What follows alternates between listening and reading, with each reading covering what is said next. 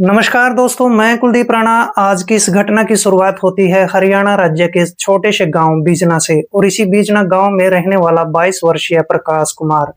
प्रकाश कुमार जो कि इस समय पर एक मेडिकल स्टोर की दुकान किया करता था। उसकी मां गायत्री देवी ने बड़ी मेहनत मजदूरी करके इस प्रकाश को पढ़ाया लिखाया था और इस काबिल बना दिया था कि आज प्रकाश ने गांव के अंदर ही एक मेडिकल स्टोर की दुकान खोल ली थी। और देखते ही देखते इस मेडिकल स्टोर से इस प्रकाश की अच्छी खासी कमाई भी हुआ करती थी। गांव के सभी लोग सिर्फ एक ही बात कहा करते थे कि बेटा हो तो प्रकाश जैसा होना चाहिए, जो दिन भर अपने इस मेडिकल शॉप पर बैठता है और अच्छे खासे पैसे कमाता है। लेकिन समय गुजरता चला जाता है और 6 महीने पहले इस लड़के प्रकाश की शादी रजनी से भी हुई थी। रजनी जो कि काफी पढ़ी लिखी महिला होती है और अपने घर का काम-काज संभालती है। लेकिन थोड़ा वक्त और गुजरता चला जाता है। अब प्रकाश को अंधकार में बदलने का समय आ चुका था। देखते ही देखते अब प्रकाश की दोस्ती गांव के मुखिया के बेटे शक्ति सिंह से हो जाती है। शक्ति सिंह इसकी दुकान पर आना जाना शुरू कर देता है। शुरू-शुरू में तो दोनों की उठ-बैठ होती है, बातचीत होती है, गहरी दोस्ती भी हो जाती है, लेकिन जैसे ही 1 महीने का वक़्त गुज़र जाता है, तो इसके बाद एक दिन ऐसा भी आ जाता है जिसमें शक्ति अपने इस दोस्त के पास फ़ोन कॉल करता है, इसको कहता है कि तू दिन भर अपनी मेडिकल स्टोर की दुकान पर बैठा रहता है और सारा दिन बैठकर दवाइयाँ बेचता है और पैसे कमाता है। इसके अलावा भी तू अपने समय निकाल लिया कर, थोड़ी मौज-मस्ती किया कर। लेकिन वहाँ पर प्रकाश अपने दोस्त शक्ति को कहने लगता है कि यार मौज-मस्ती करने के लिए पूरी ज़िंदगी पड़ी है।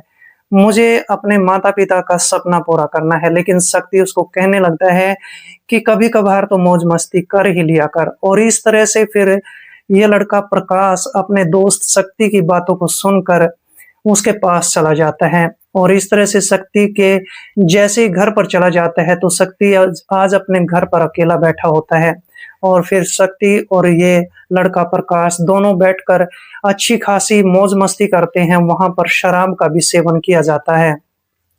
देखते ही देखते दोनों को गहरा नशा हो जाता है।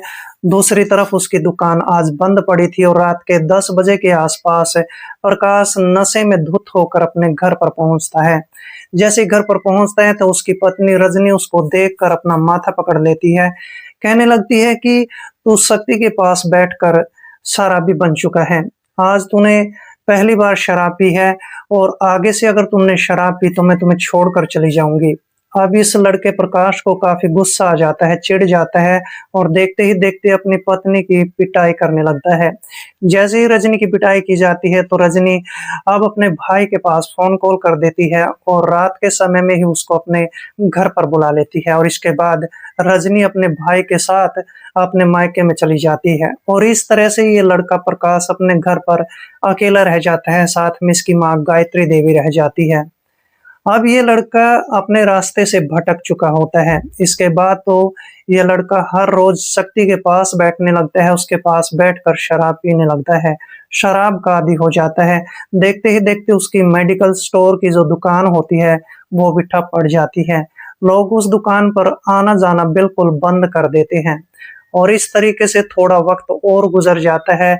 अब ये लड़का सोचने लगता है कि ना तो मेरी पत्नी मेरे घर पर आ रही है, अब तो मुझे बस सारा दिन बैठकर शराब पीनी है। और इस तरह से जैसे हर रोज़ ये शराब पीकर आया करता था, अपनी माँ के साथ भी झगड़ा करने लगता है और देखते ही देखते एक ऐसा दिन आ जाता है जिसमें इसकी माँ इसको कहने लगती है कि मैं भी अपने मायके में जा रही हूँ, तुम घर में अकेले ही रहना। और इस तरह से गायत्री देवी भी अब इसको छोड़कर अपने घर पर चली जाती है। इसके बाद भी इस लड़के की हरकतें बंद नहीं होती हैं। कहते हैं कि कुत्ते की दुम कभी सीधी नहीं होती है, वही बात प्रकाश पर भी लागू हुआ करती थी। और इस तरह से प्रकाश को अब घर पे समय बिताते 10 दिन का वक़्त गुज़र जाता है। प्रकाश अब सोचने लगता है कि उसकी माँ भी उसको छोड़कर चली गई है, उसकी पत्नी भी उसको छोड़कर चली गई है और मेरा जीने का क्या फ़ायदा? लेकिन प्रकाश ऐसा गलत कदम उठाने से पहले अपनी एक मौसी के पास फ़ोन कॉल करता है। उसकी मौसी का नाम रुक्मणी होता है। अब ये लड़का प्रकाश अपनी मौसी को कहने लगता है कि मौसी जी, मैं घर पर अकेला रहता हूँ, मेरी माँ भी मुझे छोड़कर चली गई है, मेरी पत्नी भी मुझे छोड़कर चली गई है। मैं सारा दिन अपने घर के काम-काज करता हूँ और मुझसे खाना नहीं बनाया जाता है।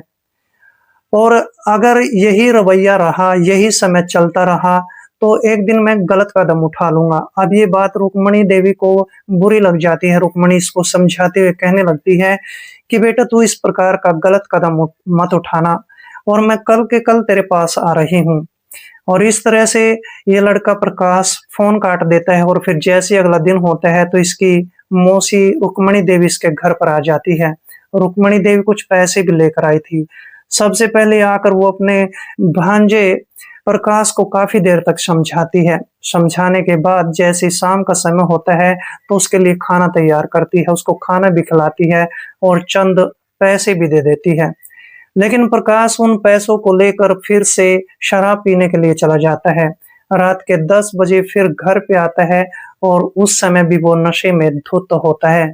उसकी मौसी रुक्मिणी देवी फिर से उसको समझाने की कोशिश करती है, लेकिन ये लड़का प्रकाश मानने को तैयार नहीं होता है।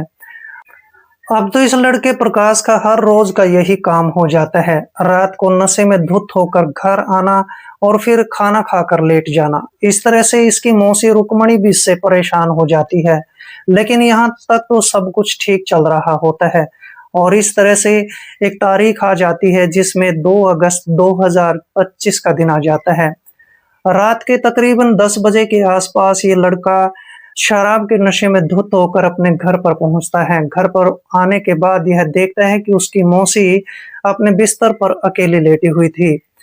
वह अपनी मौसी को आवाज लगाता है। उसकी मौसी रुक्मिणी देवी अपने बिस्तर से खड़ी हो जाती है, उसको खाना भी खिला देती है।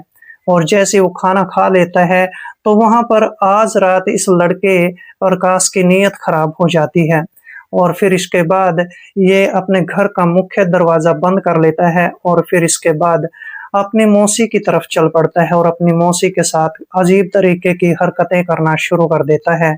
इसकी मौसी इसकी बातों का विरोध भी करती है, लेकिन जब इसकी हद ज्यादा बढ़ जाती है तो फिर इसकी मौसी इसको 1-2 थप्पड़ भी मार देती है।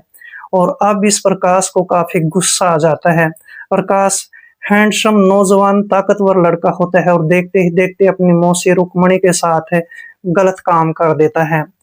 ये गलत काम ये लड़का तब तक करता है जब तक इसकी संतुष्टि नहीं हो जाती है, और जब आखिरकार इस लड़के की संतुष्टि हो जाती है तो फिर अपनी मौसी रुक्मिणी को छोड़ देता है। इसके बाद ये लड़का प्रकाश यहीं पर नहीं रुकता है, बल्कि नशे की हालत में होने के कारण अपनी मौसी रुक्मिणी देवी को कहने लगता है कि अगर तुमने किसी को ये बात बताने की कोशिश की तो मैं तुम्हें जान से मार दूंगा। तुम्हें मेरे घर से जाने की कोई जरूरत नहीं है। अगर तुमने एक भी कदम मेरी घर की दहलीज से बाहर निकाला तो मैं तुम्हें जान से मार दूंगा। और इस तरह से इसकी मौसी रुक्मिणी देवी डर जाती है। वह सोचने पर मजबूर हो जाती है कि मेरी बेटे की उम्र का लड़का आखिरकार मेरे साथ ऐसा कैसे कर सकता है। ये काम लगभग कई दिनों तक चलता रहता है। लड़का प्रकाश हर रोज नशे की हालत में अपनी मौसी के साथ गलत काम करने लगता है। लेकिन अब ये महिला काफी परेशान हो जाती है और सोचने पर मजबूर हो जाती है कि आखिर इसके खिलाफ क्या कदम उठाया जाए।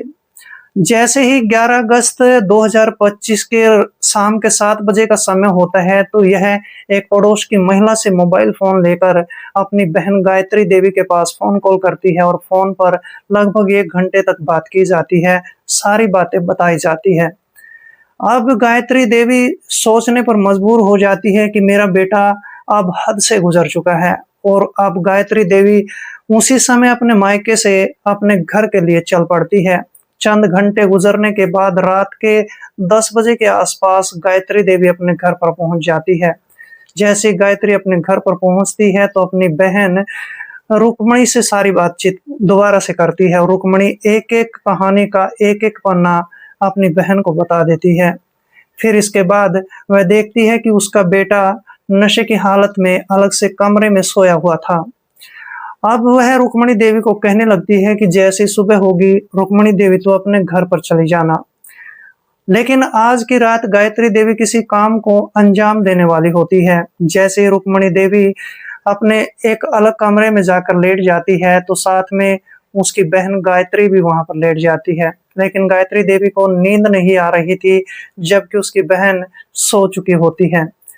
अब गायत्री देवी तुरंत अपने इस कमरे से बाहर निकलती है और घर के अंदर एक तेज धार कुल्हाड़ी रखी होती है, उसको उठाकर वह अपने बेटे के कमरे में चली जाती है। वह देखती है कि उसका बेटा प्रकाश गहरी नींद में सोया हुआ था और देखते ही देखते अब इसकी माँ गायत्री देवी कुल्हाड़ी के साथ उसकी गर्दन काट देती है और ये सब करने के बाद उसकी चीख तक नहीं निकलती है।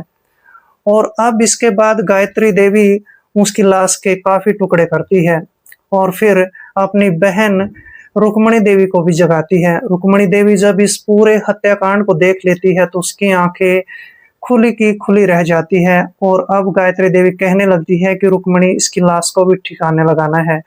अब ये दोनों ही बहनें इस लड़के प्रकाश की लाश को अपने घर के आंगन में ले जाती हैं। दोनों बहनें वहां पर गड्ढा खोदना शुरू कर देती है। जैसे गड्ढा खोद लिया जाता है और फिर दोनों बहनें उस लाश को ठिकाने लगाने लगती है, तो तुरंत गायत्री देवी का एक देवर होता है जिसका नाम सोमदत्त होता है, वो खेत से लौट रहा होता है। सोमदत्त देखता है कि घर के आंगन में दोनों बहनें जो हैं गड्ढे को खोद रही थी और उसमें लाश को दफन कर रही थी। सोमदत्त सोचने पर मजबूर हो जाता है कि इतनी देर रात गए दोनों बहनें आखिर क्या कर रही है। सोमदत्त तुरंत उस घर के अंदर दीवार के ऊपर से कूद कर प्रवेश कर जाता है, क्योंकि दीवारें भी काफी छोटी छोटी थी आंगन की। और फिर सोमदत्त वहां पर आकर देखता है कि वहां तो प्रकाश की लाश पड़ी हुई थी। सोमदत्त इस प्रकाश की लाश को देखकर डर जाता है और फिर इन दोनों बहनों को पूछने लगता है कि तुमने प्रकाश को क्यों मार दिया है। लेकिन दोनों बहनें वहां पर चुप रहती हैं, सोमदत्त को कुछ भी नहीं बताया जाता है।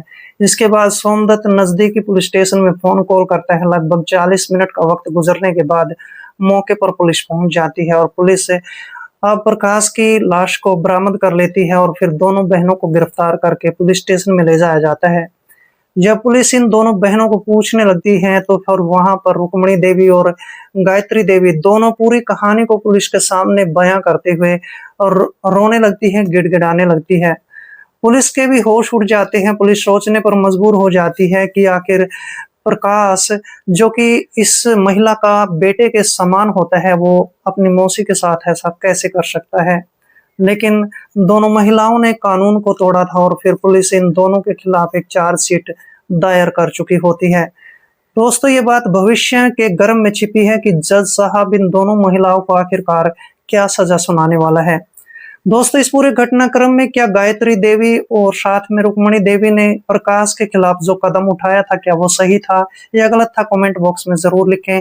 मिलते हैं दोस्तों किसी ऐसी घटना के साथ, तब तक के लिए दोस्तों जय हिंद, वंदे मातरम।